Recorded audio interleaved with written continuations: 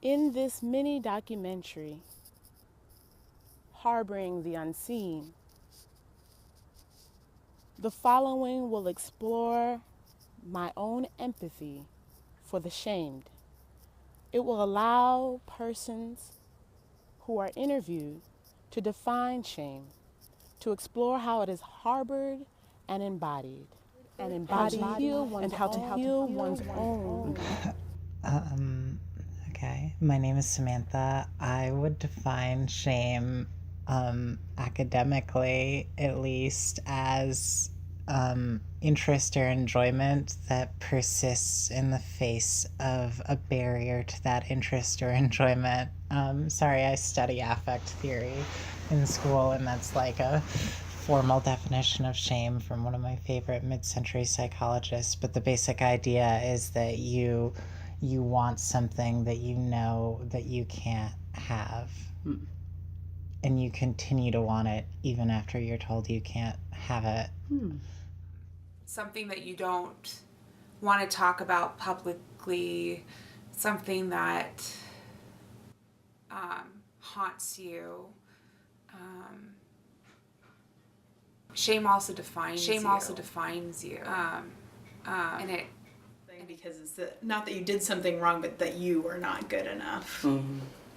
So it's like a judgmental film. That's what most likely shame is. And what do you mean by general? When I say general, it's like a general shame. Like, you ever heard of slut shaming? So it's like, I don't like this person because this is the ideal that I thought of how a quote-unquote woman should be, or male, or whatever it should be. So it's like a general thought based off systems. So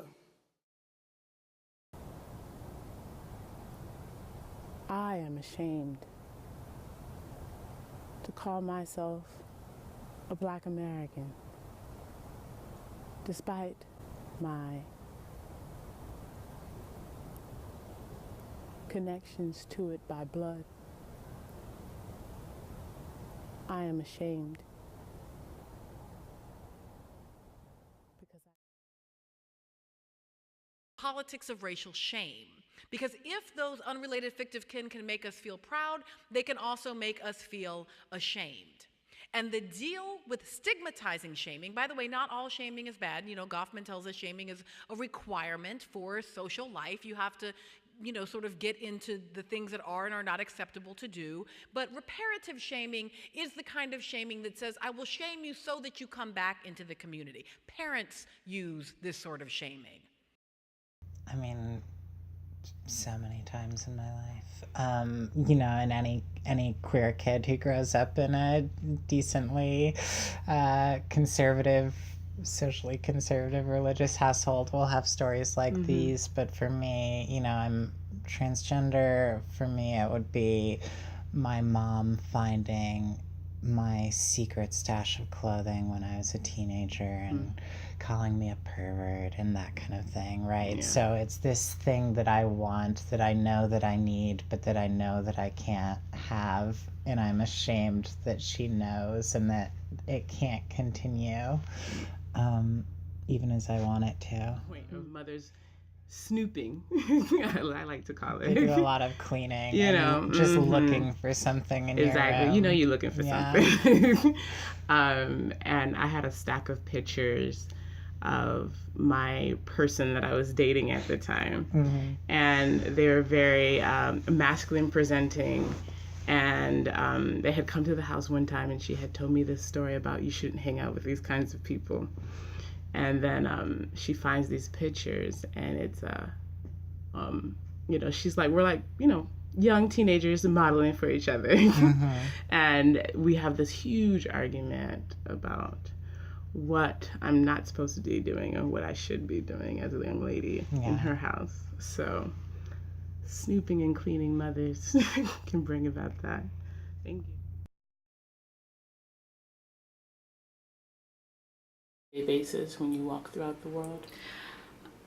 I definitely notice things, like when I see pictures of myself, I immediately notice the things that I don't like about my body.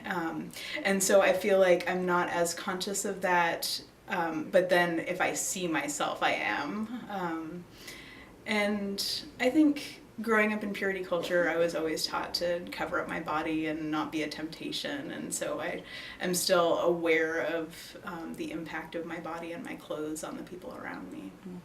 Like Du Bois, who asks the question, how does it feel to be a problem? Not to have a problem. 21st century, everybody has problems. But still, some bodies, right, are problems in and of themselves. And that Du Bois, for all of his brilliance, did not think enough about how a gendered body can be a different kind of problem. But stigmatizing shaming says that your very body, your very identity, your very self is malignant, that it might spread. Take, for example, if simply by giving birth to a child, you give birth to a slave.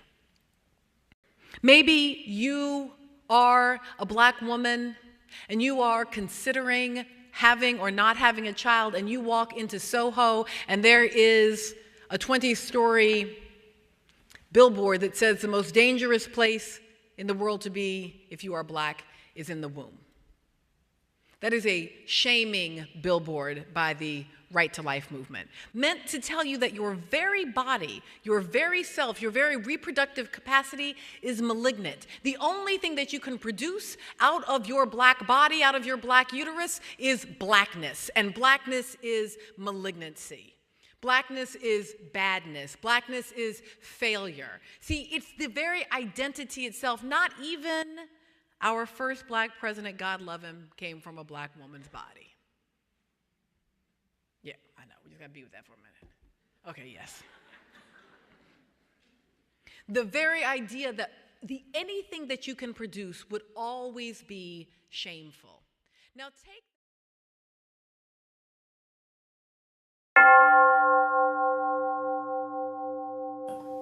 What do you think religious shame looks like? Oh.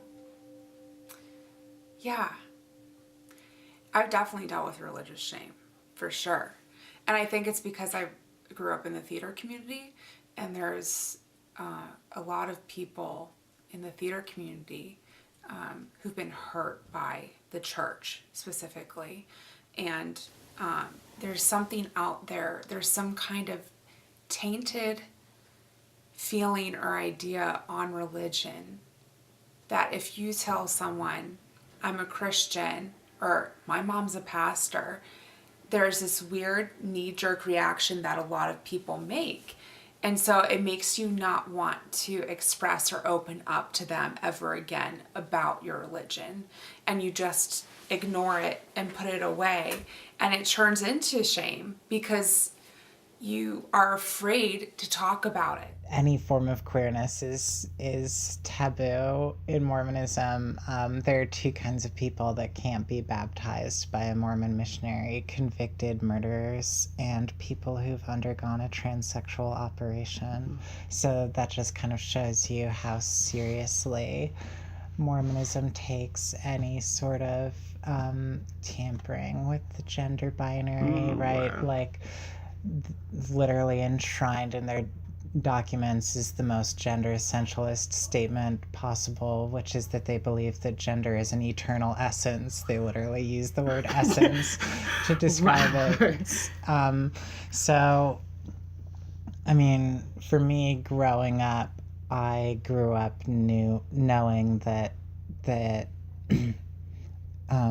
doing anything with my gender apart from what was expected to me based on the sex I was assigned at birth was verboten. The minute you send in the I accept letter to seminary, there's this immediate veil that is put on you where you have to be perfect and resemble what a Christian is supposed to look like, right? The way I deal with that is I try to change people's idea of that. So if they make a comment like, oh, says the pastor, I'll be like, well, the thing is just because I'm going to seminary, that doesn't mean I'm not a sinner. It doesn't automatically erase your sin when you get ordained. You're still a person who has human nature attached to them. And people forget that when you go to seminary. I mean, I feel like that's why we see a lot of pastors acting out in sexual acts like we do, because they have this big weight on their shoulders of, I have to be perfect. What ways in which you say that you're overcoming shame, and what ways do you consciously? So one of the things I've really tried to practice is being gentle with myself, and it helps for me to think of myself as a friend, because I will be much harder on myself than I'll be on anyone else that I know. And so if I can just take a step back and be like, you wouldn't treat your friend this way, why are you treating yourself this way? And just be gentle like that. And a passage that has been helpful for me in that is loving your neighbor as yourself. Like, I'm much nicer to my neighbor than I am to myself. And so treating myself as I would my neighbor has been a helpful practice for me. Lovely. Look at you. Good job. Good healing job.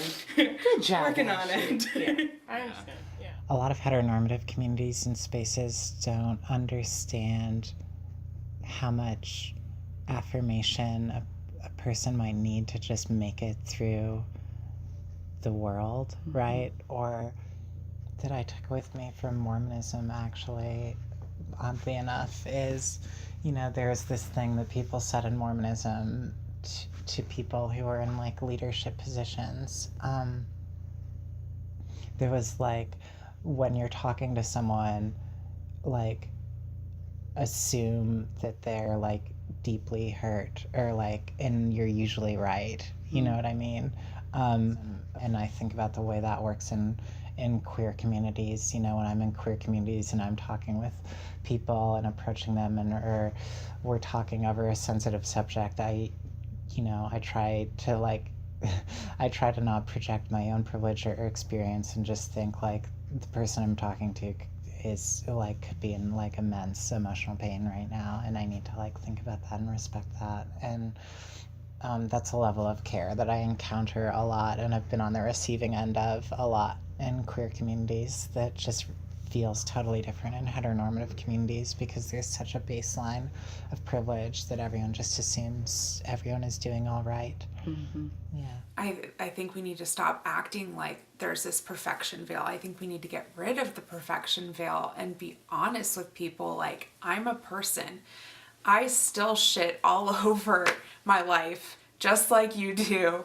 And, honestly, in the end, I think that makes us more real to our parishioners, or people that we work with, because you'll be able to empathize versus sympathize, because someone who's perfect can only sympathize with a sinner.